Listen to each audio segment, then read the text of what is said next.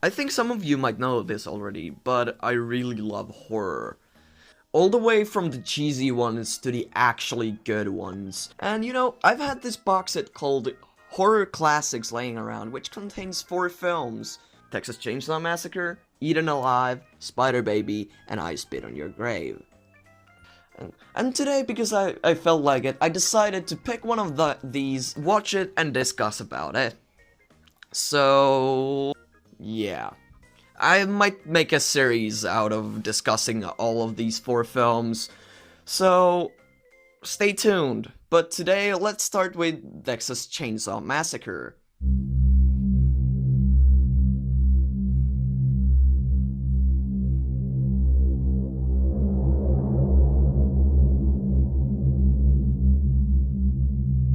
When you hear the title Texas Chainsaw Massacre, you probably start to think that this is some kind of a splatter film with cheesy dialogue, characters, and a lot of gore.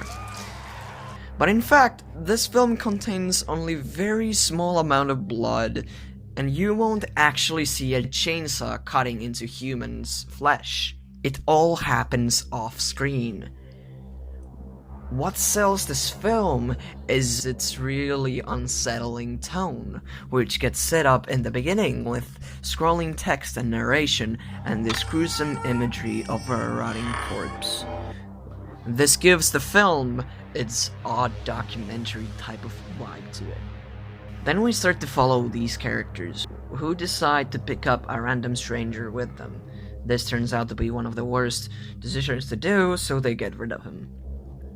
They arrive to this house, which belongs to Franklin's, who's this dude by the way, family, and they go and fool around for a while.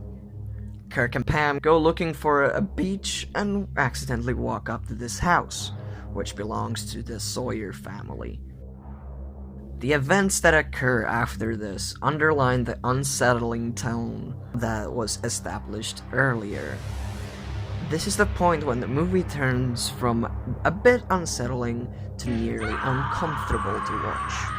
You won't see any graphic violence, you won't see anything overly fucked up, but the sound design and the way it's shot makes the audience nervous. The darkness of the forest is scary, but the inside of the house where the Sawyers are is way scarier. This film isn't long. It's about an hour and 20 minutes, but somehow it feels way longer. It feels like a nightmare that you wish to wake up from, but it just keeps on going and going while also getting more and more messed up. Honestly, when I saw this film for the first time, most of the time my face expression was something like this. This film seriously got under my skin and creeped me out, which is a kind of achievement, cause not a lot of horror films do that to me. When it comes to horror nowadays, it seems like big studios and filmmakers think that the way to make people feel uneasy is to show a lot of graphic, nearly realistic violence in front of the camera.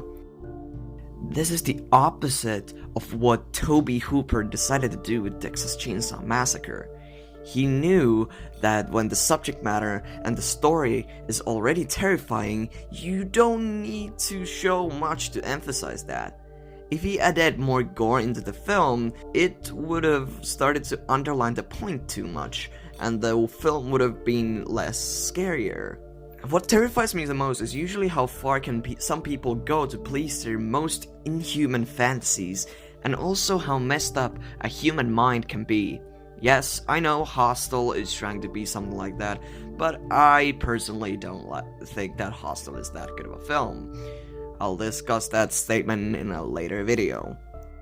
In Texas Chainsaw Massacre, you're able to witness unstableness with every single member of the Sawyer family. Especially with Grandpa.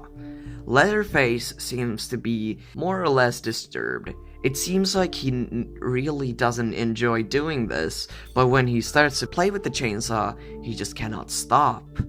The hitchhiker is clearly too into harming people and seeing them suffer, while also having his own anger management issues.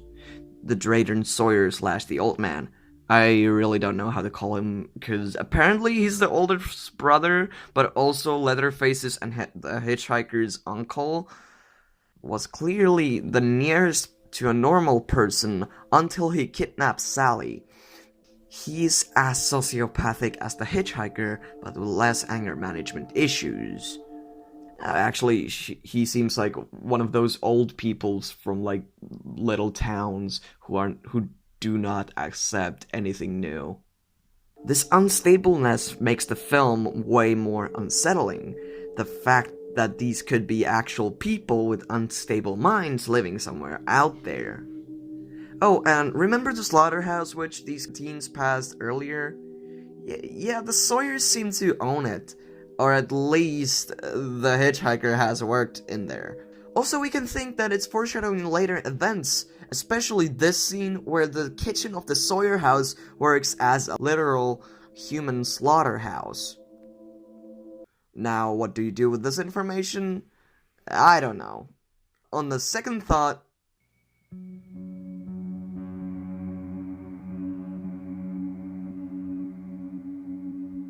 Texas Chainsaw Massacre isn't just a movie. It's an experience which challenges you and makes you feel uncomfortable. Some people might like it, some might not.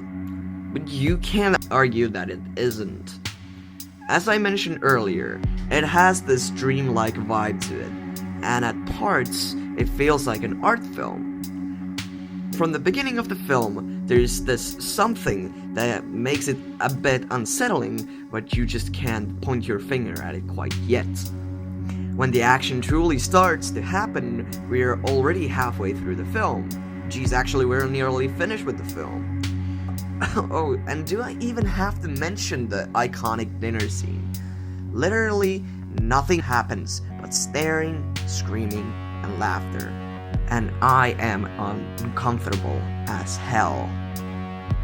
Or like at the end, after this intense chase scene, the film just ends with this iconic shot of Leatherface swinging the chainsaw around. This ending just raises questions like, wait, it ended there? What was the purpose of that? What was the point of this film again? And most importantly, where did that guy go? Yo guys, thank you so much for watching.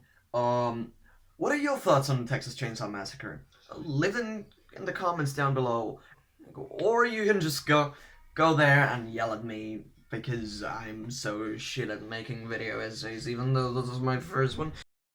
Also, if you like the video, please consider to like and subscribe, and yeah, bye.